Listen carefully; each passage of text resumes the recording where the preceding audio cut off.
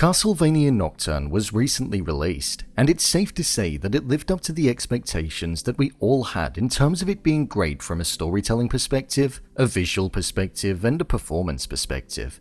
With the first season concluding and us not being 100% sure on if another season is going to be coming, I thought I'd take a look at all that was out there along with giving my theories and predictions on what I think could happen next.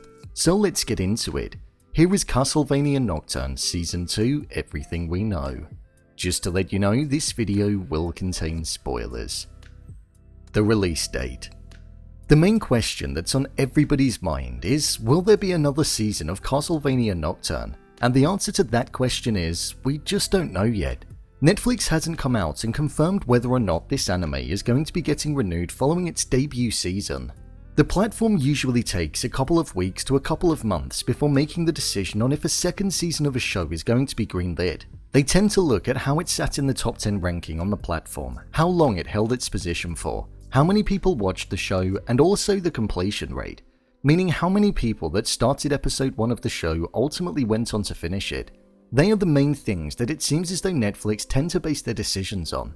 Another element, and one that's becoming more and more prominent in terms of the decision making on a show coming back, is if it's transcended the space that it was in. So for example, if Castlevania Nocturne was getting spoken about a lot online, and it was clear to see that it was, then I feel that would also influence the platform's decision making on if it could end up coming back. The more eyes on the show and the more it gets spoken about, the higher the chance of it coming back. With the WGA union and the studios reaching a tentative agreement and ending the strike, that means that the delays that were in place due to all of the work on writing being grinded to a halt is something that will no longer be present. The only thing that could delay the writing of another season is the fact that Netflix may end up prioritizing other shows that they haven't been able to work on, something that many other platforms and studios are doing. If we take all of that into consideration, I think it's safe to presume that if Netflix do decide to commission the show, which I think they will do due to the fact that the show has a rich history in its original form, and I feel the spin-off has already had some good initial responses. I feel we could get another season of the show around autumn or winter time next year. This would allow for writing, creating, and marketing, so there's a little while to wait. The story. In terms of the story, there are so many different directions that it could potentially go in during the next season. With Alucard now arriving and being on the scene and the world looking like it's been plunged into darkness due to Erzsebet, the group are now on the back foot and there's an uphill battle that they have to climb to claw back the stronghold away from the vampires.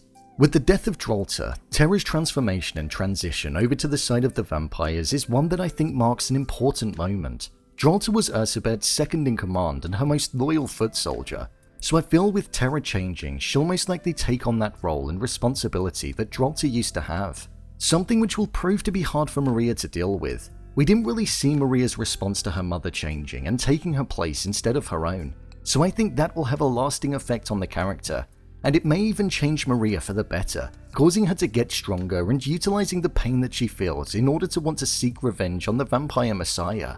It does make me wonder if we'll see Tera recognize her daughter, or if she's almost going to be possessed by what Erzsebet did to her. I do also wonder if we'll see Maria exhibit similar thoughts to what Annette thought about Edouard when she thought that it would be best to put him out of his misery.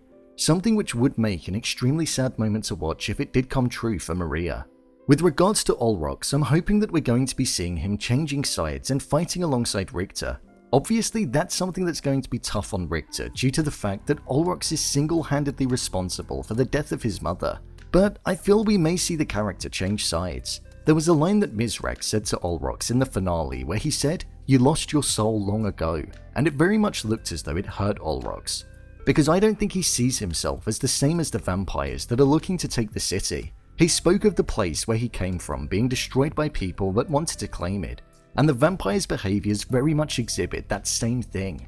Hence why I feel he may see himself on a different side to them, so I feel we will see Olrox changing sides.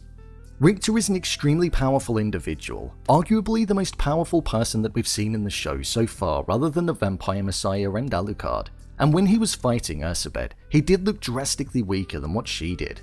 So with his newfound magic abilities back in his arsenal, I think we'll see him working on them and finding a way to become even more powerful with the hopes of taking out the Vampire Messiah and her followers. With Alucard also being present, I imagine we're going to learn more about his backstory, why he wanted to defeat his father, the reason as to why he's more like his mother, and why he's devoted his life to destroying vampires, despite the fact that he is part vampire and part human.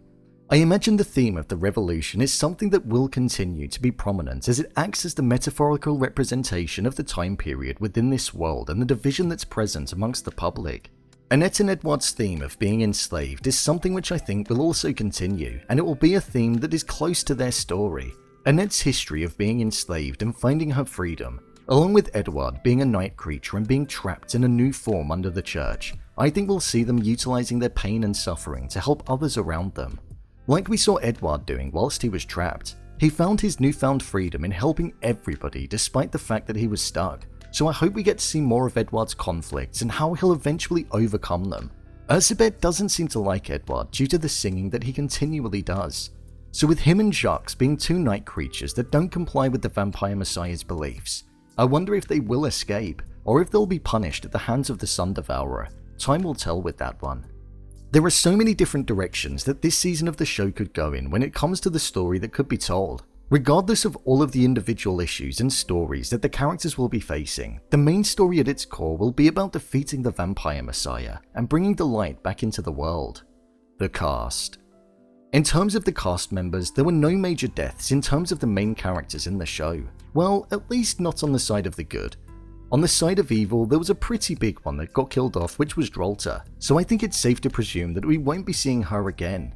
In terms of the characters that I think we'll see again, I think it's safe to say that we'll see Richter Belmont, Annette, Edouard, Maria, Emmanuel, also known as the Abbot, Tera in her new form and on the side of darkness alongside the Sun Devourer, Olrox, Mizrak, and Erzsebet Bathory, the Sun Devourer and Vampire Messiah. Along with that, we could see Richter Belmont make a return, and most importantly, it very much looks like we're going to be seeing Alucard being a prominent feature and dominating the next season of the show too. As well as the returning characters, I think it's safe to say that we could see many other characters being introduced to us as well, so there's a lot to look forward to. Unfortunately for now, that's all that's known about Castlevania Nocturne Season 2. I'm sure more information will be released as time goes on. But for now, we've got 4 seasons of the main show and this first season to rewatch in preparation for when it does return. So, there you have it, Castlevania Nocturne Season 2, Everything We Know. If you want to see more videos such as endings explained, theories and predictions, and character breakdowns, then click on the I button, or alternatively you can head over to my channel where you'll find them all. If you'd like to give me a show or movie that you'd like me to review, then head over to my Twitter, @BrainPilot_, and tweet me what show or movie you'd like me to review next. And finally, if you'd like to see what I rate the latest movies that don't quite make the cut to getting a dedicated video, then head over to my Letterboxd profile. It's where I rate the latest releases in real time. What do you think will happen next? Leave a comment down below, and don't forget to subscribe. I'll see you next time.